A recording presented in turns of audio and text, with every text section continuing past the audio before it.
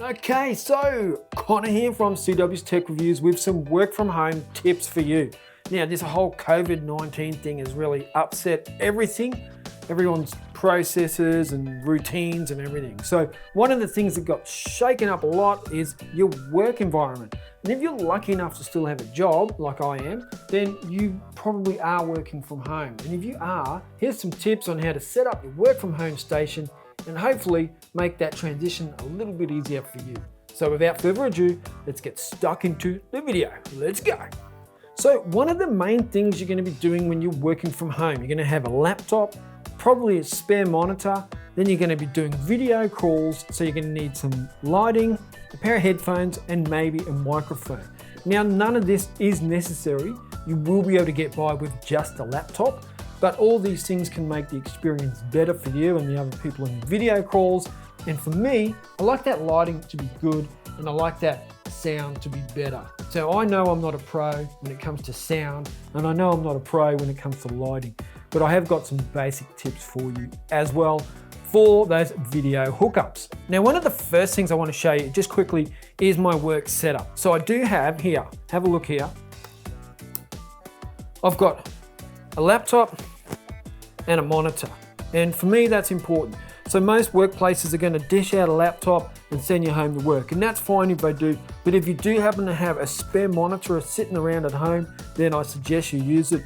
Or if you can take one from work to home as well, then I recommend you do take one as well. Now, just quickly, I've got a microphone there and I've got a big light set up over there, none of which you actually need to do your video hookups, but I will let you know how I do it and why I do it. So number one tip from me to you for working from home is to set it up so it's like you're at work. The last thing you want to be doing is sitting on the couch in your undies for work. You're going to be less productive, less comfortable, and then it's going to be harder to transition out of work mode at the end of the day. So that's something that I really recommend, is that you create a work desk, a workstation that works for you. The second tip I would recommend is that you actually get ready for work in the morning. So my routine is still the same. I get up in the morning, I do some exercise, I have breakfast, then I do my ironing, then I shower and get ready for work, and then I take 4 steps into the office. However, I used to drive to work, but everything else is the same. Nothing else has changed apart from the commute to work. And then when I come here, I still give myself the same routine. So I get to work, I sit down with a cup of coffee, and I have my bottle of water nearby as well. All so I can just continue to work and focus on work without being distracted. Then I sit down, and that's when I go to my 2 computers, or my laptop and my monitor. And I'll just show you quickly how that is set up. So you'll see here, I've got my laptop, and here is my docking station. Here is my monitor. So I have my video cable connected to my monitor along with my monitor cable. And that gives me 2 screens to work from. So I've got my emails here, and then my database, or whatever it is I'm working from, here on this screen. And that just gives me that ability to multitask a little bit better, because we all know that I struggle with that. Something else is to try and raise your laptop to the same height as the monitor.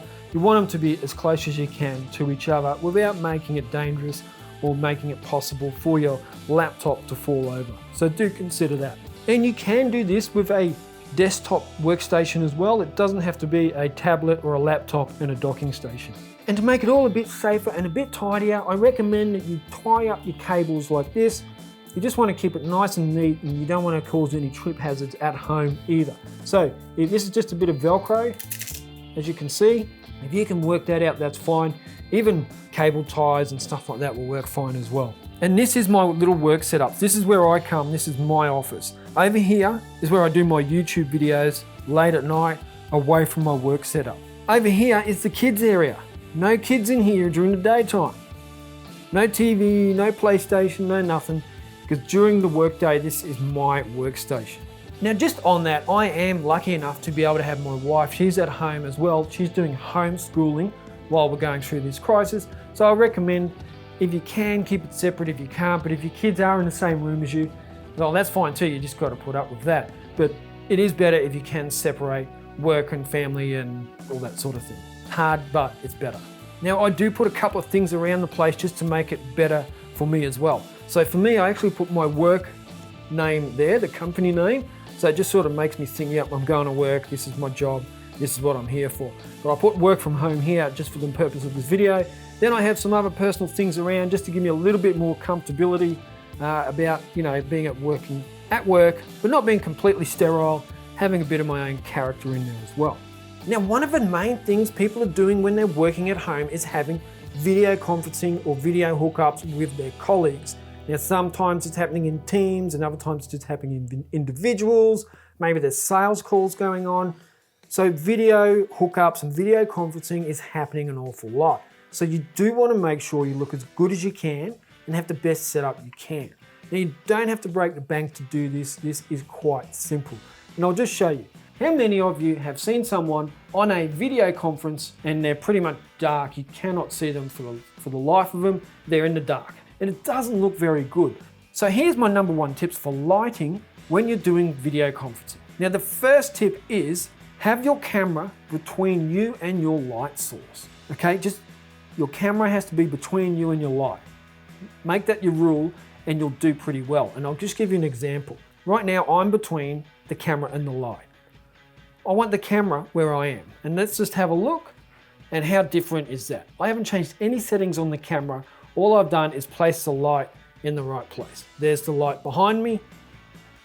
There's the light in front of me. And it's night and day, literally. And you can see different angles. I get closer to the light or I spin around, the light changes. So try and have your camera between you and your light source. Now, not all of you will have daylight, which is the best light to be able to light your video with.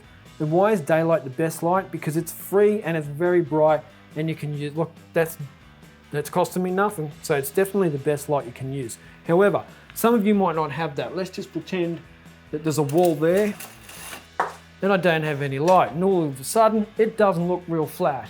But if I walk over here, there is a light above me, right there, and you can see that all of a sudden the lighting is a little bit better. It's not as good because it's coming straight down and it's giving me some dark shadows under my eyes and, you know, all those reasons why a light above you isn't as good as daylight. But it is still an alternative source of light. One you can use and shouldn't break the bank because you've already got it. Now, my next source of light is a very cheap one, and this is one you would have to purchase online. This is a newer light and it comes in at around 40 bucks online, and it's an LED battery powered light. It's giving me heaps of light. Have a look, this is all it is. I'll just turn that down a bit. There we go, that's down to 10% brightness. This is a newer light, it's battery powered. Like if you're doing a video hookup, this would last hours and hours and hours, and most video hookups last about 15 minutes to half an hour. So that light is amazing for the price. Have a look at it. So that is what it looks like. That's the LED panels. That's the back of it.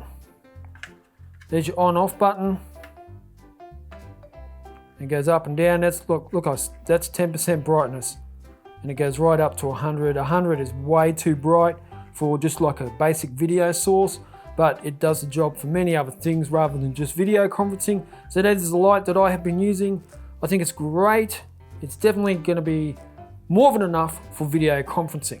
Now, the main light that I've been using for my video hookups. Now, this is just for the video hookups. I don't use it all day. I just turn it on for 15, 20 minutes while I'm having my video hookups. And this is the Godox light.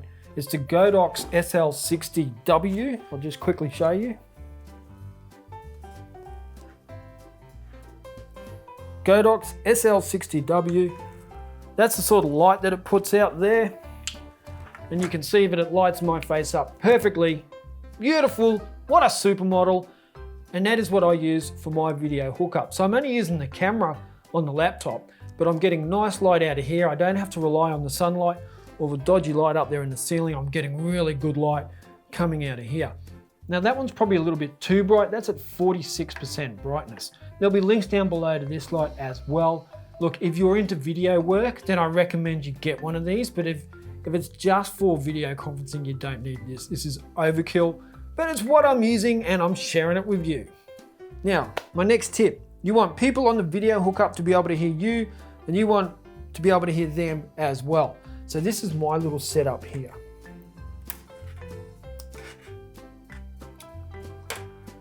This here is from Audio Technica, And then my microphone and my headphones plug into here. So I go here, plug that in here. Then I plug my Rode microphone into here and my headphones into here. And then I have my perfect setup for video conferencing. Now, you can just use a basic set of headphones that you use on your phone, plug it into here, and that'll work just fine. This is overkill for me, but this is what I'm using for my work from home setup. So this is my setup. So I have my video hookups, I have my headphones on. This is an old pair of Sony's, nothing flash. I have my Rode microphone and my video light over here. Like I said, you don't need any of that. This is all overkill, but it's just what I do. You know, sometimes I have phone hookups or video hookups, and you cannot see some people because there's no lighting. So use that outdoor light, use your overhead light. Just make sure you get the camera between you and your light source. I also have a really nice and simple phone holder here. This is like $4 off eBay. That's just there, so I can see it there. Because one of the problems I faced with my setup is that it's like 1/3 of the size of my usual work setup. So my work setup is approximately 3 times the size of this. So I had to get functional. And so that's how I have my monitor, my laptop, my phone holder, everything here ready to go. Notepad, keyboard, and a little bit of a few creature comforts to keep me going. So there you go, that's my video on work from home and how I choose to work from home. It's a little bit crammed, but it's how I do it. I have my routine. This is where I come and get it all done. Let me know in the comments down below if you think this is crap or if you really appreciate it or how you would change it to suit you. I really dig it. It makes my workday easier. Thank you for watching and I will catch you in the next video. Check ya!